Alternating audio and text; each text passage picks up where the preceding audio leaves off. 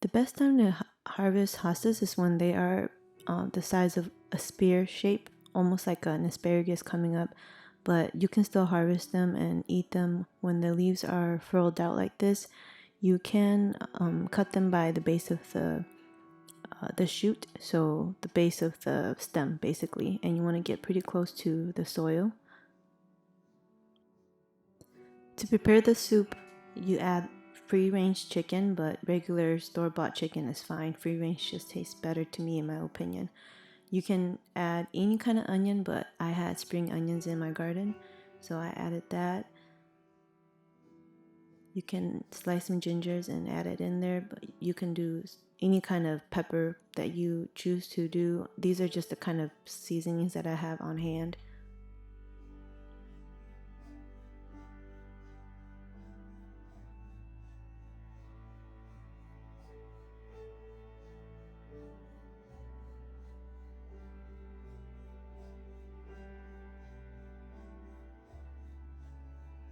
After you added all your seasonings, you want to boil it for about 45 to 50 minutes.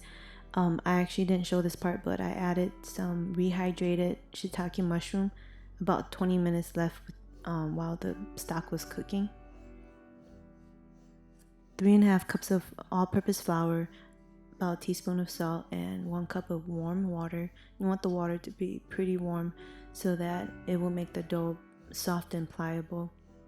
You want to mix it well, and then when it gets to a point where it's sticking together, then you can start kneading it.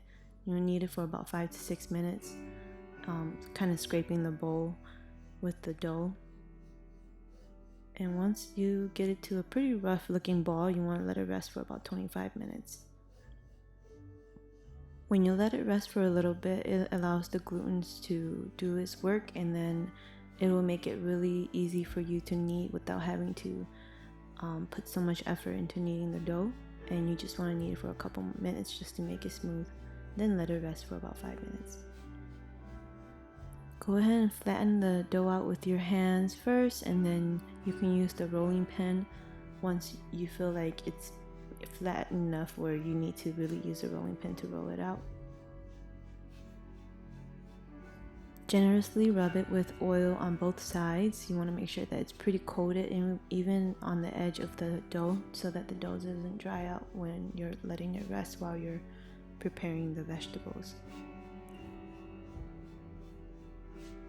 While the dough is resting, you want to start prepping your spices and veggies that you want to put in. I'm using shallots and garlic and just certain herbs that I already have on hand, but you are welcome to use any of the different spices that you have that you think will pair really well with this dish.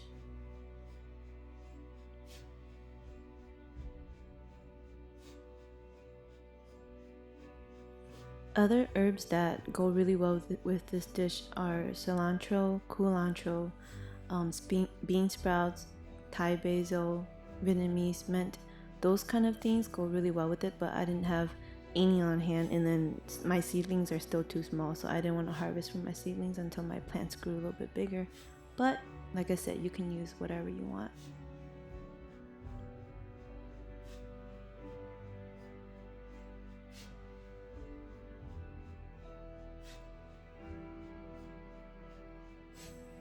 If you don't have hostas on hand, you can use any type of greens, bok choy or kale. Those greens go really well. This bok choy, the leaves were a little bit bitter, kind of texture like collard greens, but it's not bitter enough where it's distasteful. It's still pretty good with the dish, and the stem will usually be sweeter than the leaves.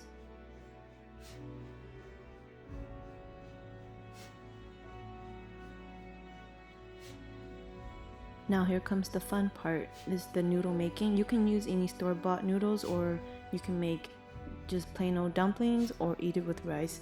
Or if you don't want any, rice or noodles with it, you can just eat it as a broth or a soup. So either way is fine, but this is like similar to a hand-pulled noodle, and it's a fun way to kind of hone in my skill on noodle making and my kids had a lot of fun making this noodle with me as well. The trick to this noodle is that you want to gently pull, and then you want to quickly kind of bang the noodle down, but while you're doing that, you're stretching it.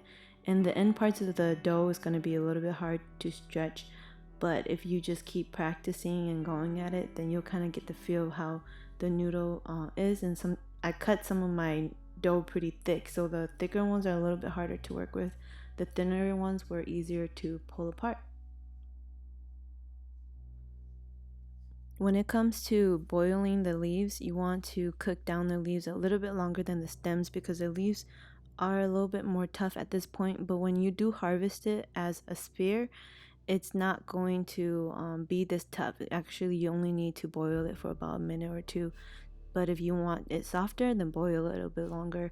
It depends on the variety of hosta as well, but all hostas are edible and they all taste just about the same.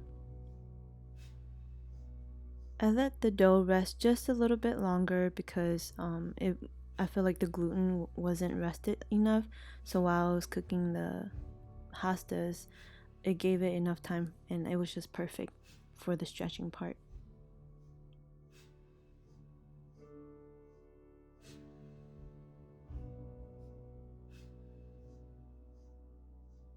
Out of all of the seasonings, I think this is the most important part, where you're frying the shallots and the garlic together to kind of caramelize it. My camera turned off on me and I didn't know, so I only fried it about 3 minutes and it was pretty brown color, kind of like a tree bark. And you want to use that oil as part of your seasoning. And my camera also cut off, so I didn't get a chance to record myself putting it into the bowl, but this is just how you assemble it, and assemble however you want. You don't have to put chili paste in it if you don't want to. That's okay. If you don't like spicy, but it still tastes really yummy. And thank you for watching this video. I hope you enjoyed it. Subscribe and like and share. Thank you.